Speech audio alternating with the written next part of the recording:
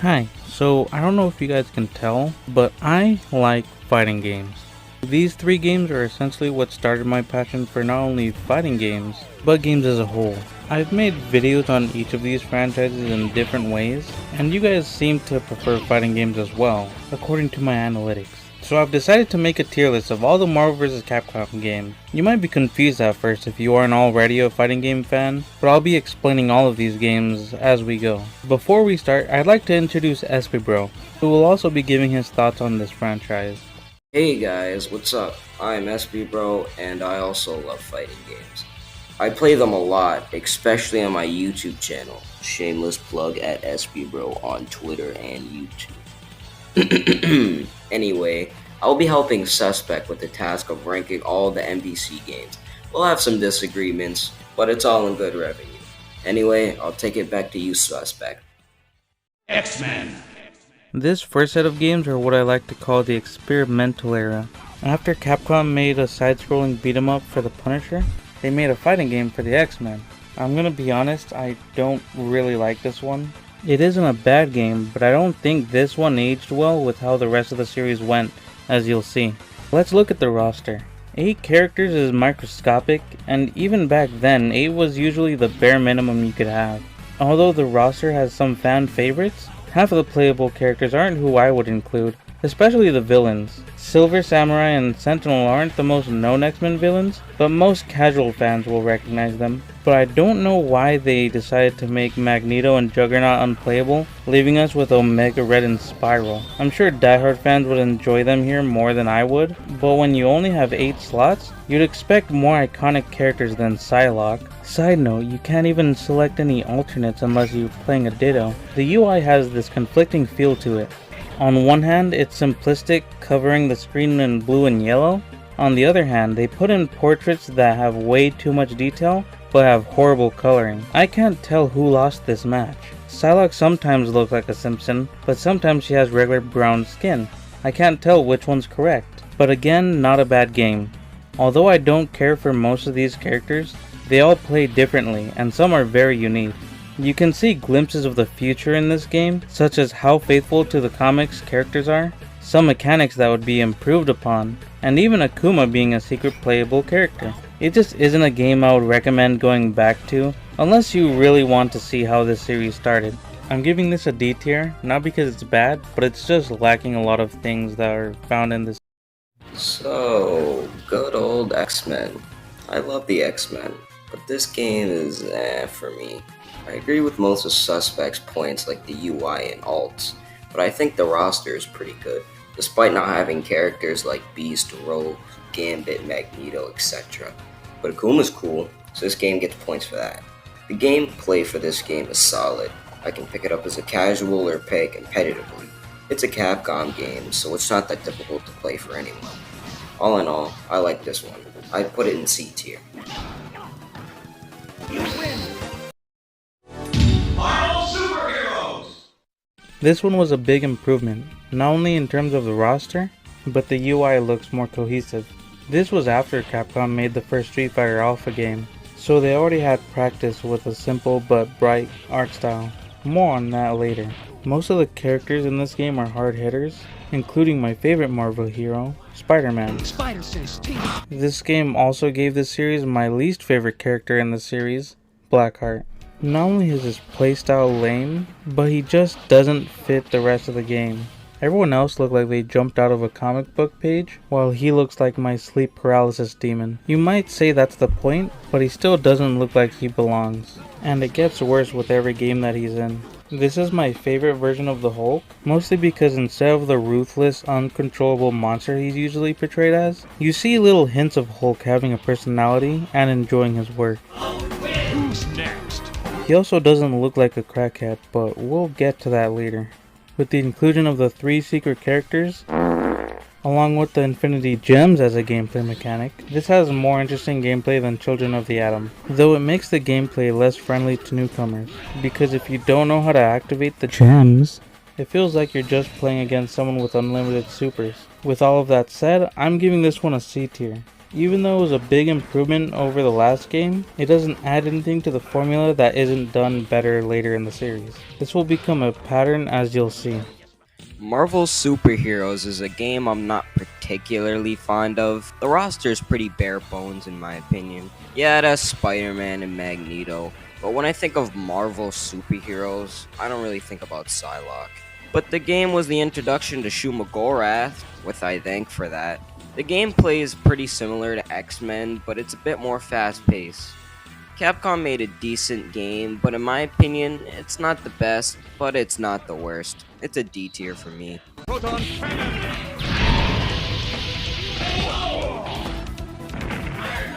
Superior attack.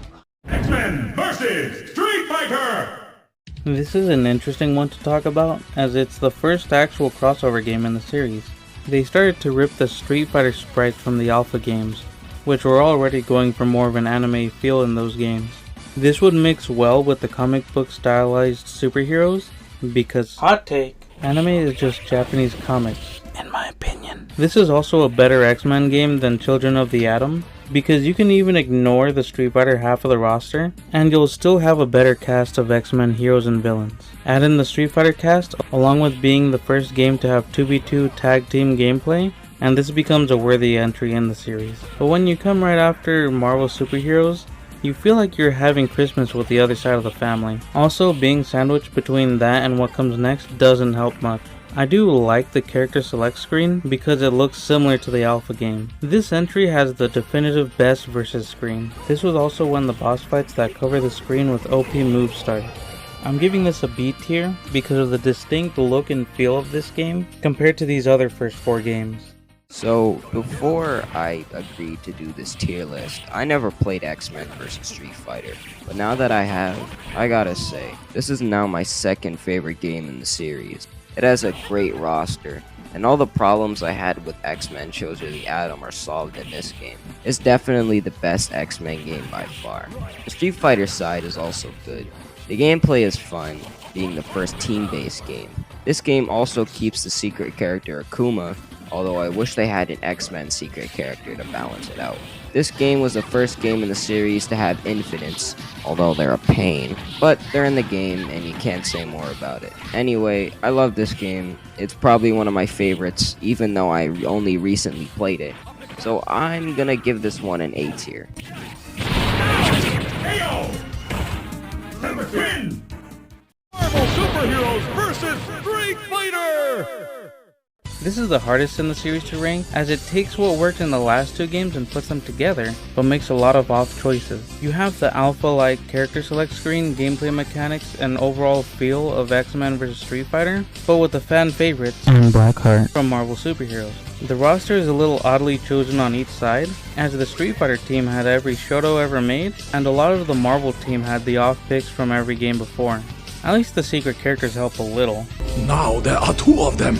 They also reused Apocalypse, but added Cyber Akuma. Speaking of recycling, this game used a lot of stages from all the previous games, adding small changes that would really make the crossover bleed into the background. This is going in C tier, as it doesn't have its own personality, blending in too much with what came before. This game might be my least favorite if it wasn't for another terrible disaster, but I'll get to that game when I get to that game.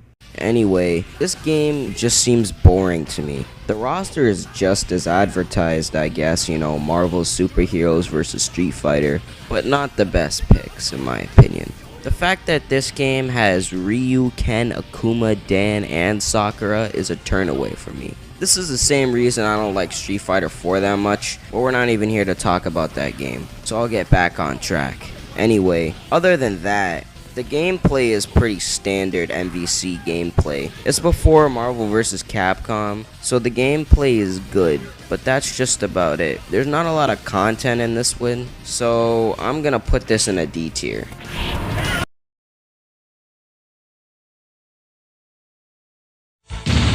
Marvel vs. Capcom. Now at the meat and potatoes of the video. These next 3 games make up the golden era of the franchise. They're all really solid, and one of them will be your favorite, but you can see why someone else's favorite is another one of these 3. This game is my personal favorite and feels like the best overall package in the series. Let me explain! I'm not saying it's definitively the best game, but it has the most tight-knit design, where every aspect from the visuals to the music all come together. You can already get a sense just from the artwork and the intro alone, which are some of the first things that come to mind when you think of Marvel vs. Capcom. The roster is relatively small, but every single character plays differently and deserves their spot. This is my favorite version of Ryu, not only because of his moveset, but he also has a secret mode change, where he essentially changes into either Ken or Akuma, making sure that they're in the game without having the same roster problem as Marvel Superheroes vs. Street Fighter. This game gave us the most amount of new characters in the series since Marvel Superheroes, mostly because of how many new Capcom characters are introduced here. They might not all be as popular and known as Ryu or Mega Man, but they all have their own distinctive personality and playstyles to them. Marvel only got 1.5 new characters. I say this because they added in War Machine due to licensing issues with Iron Man. Venom was the other addition, and what an addition he is. I think he encapsulates what this game is all about, which is a pattern that continues to this day. More on that later. Venom's animations and character design fits with the aesthetic of each stage, as well as his theme song, which really gives you the sense of the unhinged symbiote, which is something I missed from Venom in newer iterations. One choice I questioned was the bright blue they used for him, since not only is he usually black or dark blue, but there's enough bright blue characters in this game already. There's a couple of mechanics that are unique to MVC1. First, there's the buddy character system, where instead of your second character performing a move, a third unplayable character assists you, putting their name on the group project. This is interesting, but once you realize the best one is a simple PNG sliding across the screen, the value kind of runs thin. There's also duo team attack, in which you control both of your characters and have unlimited meter for a couple of seconds. One of the best parts of this game was only in the least popular release. On the Sega Dreamcast version, there was a mode called Cross Fever, which was a 4-player 2v2 mode. MVC1 has the best stages, as it takes you across both worlds, and most are full of references and cameos, including the secret part of E Honda's bathhouse. The secret characters in this game are mostly overpowered versions of already included characters, and really feel like nods to other Marvel and Capcom characters. This is the only way to play as one character twice, so if you want to die alone, pick War Machine and Gold War Machine. Roll is the only actual secret character, but she's just a worse version of Mega Man. At least she got her own theme song. Oh, what the? I can really go on about this game, but that isn't what we're here for. Obviously I have to put this in S tier. Now we get to Marvel vs. Capcom 1, and I do like this game, but it has its small amount of problems that we'll address right now. Number 1 is the roster. It's good, but it's small compared to future games in the series. I only really play 4 characters in this game: Gambit, War Machine, Ryu, and Mega Man. Those are the only characters I find enjoyable in this game. This is my opinion, so don't kill me, but I think the roster is okay. I think an assist system in this game is not so good. Instead of choosing what assist you get, they're randomly generated. And some of these characters I don't even know that well. Hey, quick editor's note. Technically you can select your assist when you hold start and a certain amount of buttons, but I can see how you missed this because 1, nothing in the game tells you this, so you pretty much have to look it up, and 2, it doesn't really help the system anyways, since it just leads people to picking Colossus every time. Back to your regularly scheduled program. That's all my complaints. Now let's get into the positives. The OST is just great. Gambit, War Machine, and Ryu were all certified bangers. Also, the intro song is just perfect. Now we can get into the gameplay. And it's just like Marvel Superheroes vs. Street Fighter. So, if you have to play an old Capcom versus game, this is the game I'm gonna recommend to you. And it's going in A tier. Don't mess with the Gaijin.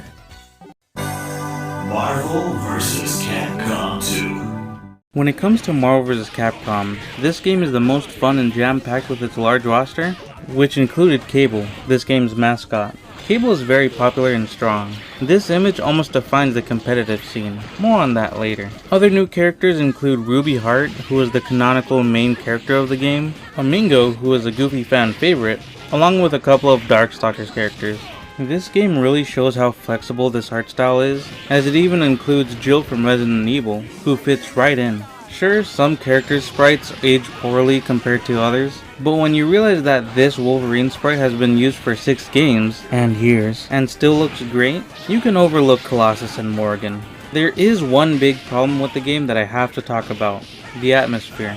You like jazz? This game's atmosphere, from its music to its stages, just don't do it for me. From the moment you boot it up, you aren't greeted with gameplay or an announcer hyping you up. It's just the roster and different features that were introduced in this game, which reminds me a lot of the Children of the Atom intro. Instead of having individual themes for every character, the themes are for their respective stages. I understand why when looking at the huge roster, but then you look at the stages and you're left wondering what game you've been playing. I get the airship because of Ruby Heart, but why are we fighting in a cave? Did we really need another empty desert stage?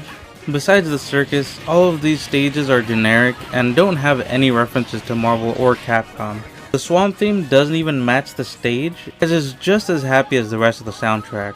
The lack of atmosphere would normally kill a game immediately for me, but the gameplay is so good, it literally fades into the background. Not only did they up the ante with 3v3 teams, but the assists went back to calling your off-screen characters, making it feel more like your team is working together. The controls are also very different from the previous games, as 2 of the 6 buttons are dedicated to assists, simplifying gameplay a little and emphasizing the synergy of your team. The gameplay and roster of this game is so good, people play it competitively to this day, still finding new tools in even the low tiers of the game, which is more than what I can say for Melee. So with all of this in mind, I'm giving this an obvious S tier, because although the look of the game isn't my personal favorite, the features and characters in this game are what people think of when they think of Marvel vs. Capcom. Espibro. Espibro? Guess he ran out of quarters. So not to throw shade here, but Espibro just kinda stopped replying. Which is a shame because MVC2 was his favorite. Well, the show must go on. Ultimate Marvel vs. Capcom 3. So just like how Espibro didn't play X-Men vs. Street Fighter before this video, I never played Marvel vs. Capcom 3, for no other reason than poverty. We're counting both MVC3 and Ultimate MVC3 as one game, as there's no real point in talking about them individually. The roster is a perfect balance of MVC2's roster, along with pretty good newcomers from each side, which makes up for any exclusions from the previous game. This art style, while not my personal favorite, is still pretty good. I'm usually not into how much shading there is, as it makes the whole screen dark overall. It makes sense why I don't like Blackheart. But this is only a minor nitpick, as the stage and character designs really win you over. Side note, the costume and alts in this game are the best in the series. This game's mascot seems to be Nova, at least according to the intro scene, which also represents this game, as the picks for this roster weren't A-list characters at the time, but were implemented well enough to become fan favorites in the series. The music is back to character themes, as all OSTs should be. I'm giving this game A tier, as it followed up MVC2 and was praised, which is a feat on its own. What, no announcer? Disappointing. Which really describes this entire game, as it's a downgrade to the series in many ways. First, the roster. The fact that all of the DLC has come out for this game, and the roster still only covers a fourth of the screen is just sad. What really drives it home is the lack of X-Men, Fantastic Four, or any other character that wasn't in the MCU. Up to this point, Wolverine was the one character that appeared in every previous game, until now. This was the first game to do this MCU-like style of game, where it tries to be as close to the MCU movies as possible, but also being legally distinct. Basically meaning that they didn't want to pay for the voices and likenesses of the MCU actors, leading to the game feeling like a cheap knockoff. You'd think they'd learned by now. This doesn't do the Capcom characters any favors either. There is a story, but it's nothing interesting, and it's only there to cram in unfunny one-liners like it's a sitcom without a laugh track. Nice weapon, Lancelot. Compensating for something? Only your foolishness, Iron Man. The gameplay is decent, but when you remember what came before, it just goes on the list of cons. It's been reverted back to 2v2, and gives you the choice of an Infinity Stone now. This is interesting, but it's another reminder to watch the movies. They didn't even take the opportunity of bringing back Cross Fever from MVC1. This game's main Marvel stupid hero is Captain Marvel, which is fitting, since just like her movie, this game was disappointing, and just insulted whoever played it. The soundtrack is the worst, since 90% is forgettable, and that other 10% is the theme song and menu music, because you'll hear it over and over again. They even changed Cap's theme, which he's had since Marvel Superheroes. I'm gonna throw this an F tier, as it's so disappointing even outside of the game. I actually pre-ordered this game with these statues and these bonus Easter eggs. You know what, I'm adding an E tier, just to emphasize how bad this game is compared to the rest. And there you have it, all the games ranked. Ignore the dumb goggles, I just couldn't find my shades. I'd like to thank Espibro for joining me for as much as he did. But there's one more thing I'd like to talk about, which is the whole reason why I made this video. Marvel vs. Capcom 2 is a very hard game to come across, especially for how popular it is. The only way you can own it is to have a Sega Dreamcast, as the PlayStation version really sucks. I'm fortunate to have an arcade with MVC2 in it, but arcades are rare these days. The reason why I can play all these other games is through the power of emulation. The problem is that MVC2 was made on a specific motherboard that is too powerful to emulate on most devices. At least in 3 and Infinite's case, they're just actually available, but the last time Marvel 2 was available was on the PS3 and Xbox 360 in 2009. And to top it all off, it was digital only, so you can't even buy an old physical copy. But there is a glimmer of hope. Maximilian Dood is the OG of fighting game content creation, and about a month and a half ago, he made a video about how Digital Eclipse has announced that they have lots of funding and wanted to know what they should make. And what did Max do? He suggested MVC2 by creating this hashtag. Ignore the eyes, this thing didn't come with numbers. This is the perfect development team to do this, as if you were to look at their resume, they've done a number of anniversary collections for different franchises, especially fighting games. Which leads me to how I would go about doing this. Espibro has already made a video explaining how it would be nice to have a collection of all these old games that are also hard to get, but I'd like to make a slight change to that. Give us the Dreamcast of MVC1, as Cross Fever is the best mode in the series. Or at least give us the arcade mode with Cross Fever built in somehow. That's gonna be it for this video. I hope this can help the hashtag by raising awareness, even though I'm way late to this. Thanks again to Espibro, who I look forward to fighting in MVC2 if this works out.